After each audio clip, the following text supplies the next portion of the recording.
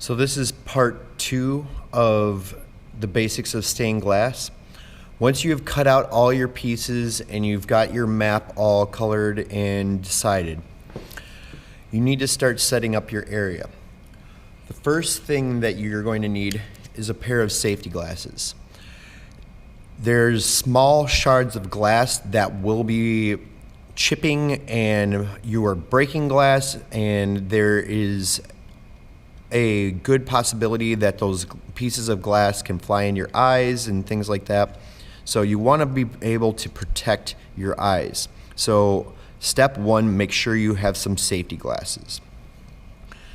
Now, depending on how you handle the glass, it's not a real big problem for you cutting yourself, but if you are worried about cutting yourself, there are different types of gloves that you can buy to protect your hands. I've never felt like I needed to use them, and that being said, I have cut myself. So you are working with glass, please be careful.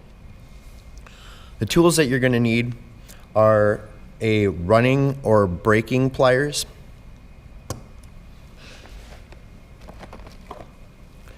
a glass cutter, which is actually a glass etcher, and we'll talk about that. You can use a Grosing pliers, a silver Sharpie to mark on the glass. I've found that this works the best. I'm sure there's other things out there, but a silver Sharpie works just fine. And the main thing is you want to establish a work surface. So you can use a cutting board, a block of wood, or some people go so far as to buy these types of trays. I've never really worked with these trays too much. I mean, they're great because they catch the glass and they are easy to clean up. I don't like the cutting on them particularly. So what I typically use is either a piece of wood or just a cutting mat. And the reason that you want this is to isolate the glass. You are going to have little shards of glass that are left behind when you cut the glass, and it makes the area easier to cut up and to see the glass as opposed to just working on a general table. So establish a surface. If you have a separate table that you can use to dedicate to just glass work, that's great. But me in a classroom, I have them work on mats and boards, and then I have them sweep the entire table to get any glass that's left behind, just to make sure that no other student ends up getting it in their hands or anything like that. So once you've established your surface and you have your tools, then you can start your process of making your stained glass. So stained glass you can get from different places and in different sizes. They come in sizes like this, or up to a foot by a foot. And I'm sure other places make larger sheets, but for a classroom environment, the foot by foot size, 12-inch by 12-inch size is the largest I like to go.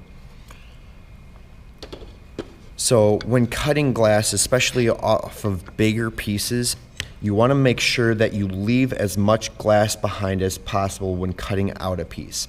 So if I'm cutting this piece out and I put this so that it goes this way, like I mentioned before, glass likes to break in a straight line.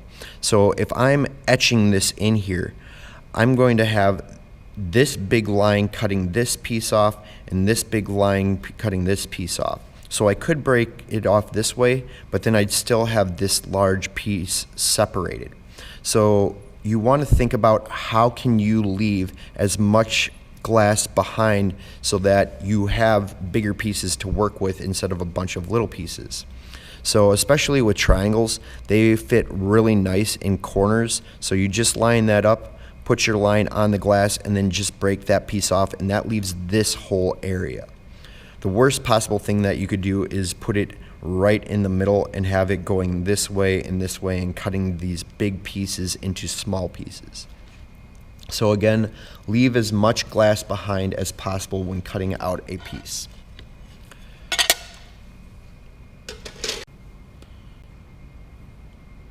One thing I really recommend when choosing your glass is make sure you use a light box. This is a tracing table. These work just fine, but you need to be able to show the light through the pieces, because when you look at them, you might see them and think these look great, but then you realize after you make the piece and you hang it in a window or you actually shine light through it, that the pieces are not transparent. They're more opaque, and it kind of will screw up the composition of your piece. So I'm going to turn this on here. Now you can look at this piece.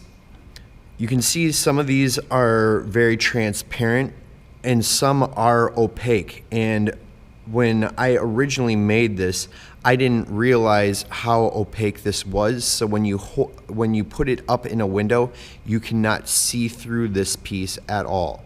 But when you turn off the light, it looks just fine. So making sure that you are able to take pieces and put them on a light table so you can see if you can see through them. Sometimes the colors will look very different. For example, if I put this piece on here like this, you can see that some parts are transparent, some parts are not. But if I take it off, it almost looks like brown. So making sure that you have a light table or you're checking your pieces with a flashlight or some kind of light source before you start your project will help you result in pieces of glass that work with your composition instead of against it. Do more, do better.